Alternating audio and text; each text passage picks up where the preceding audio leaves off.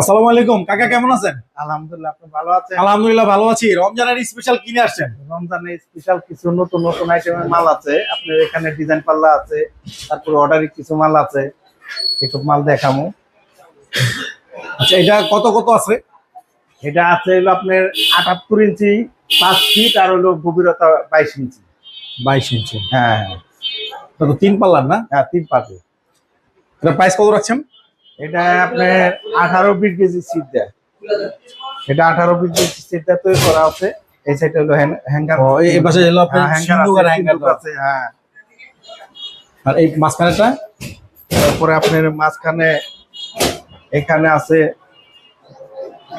এখানে বড় বড় লকার আছে। ওই যে এখানে লকার না, অনেক বিশাল লকার।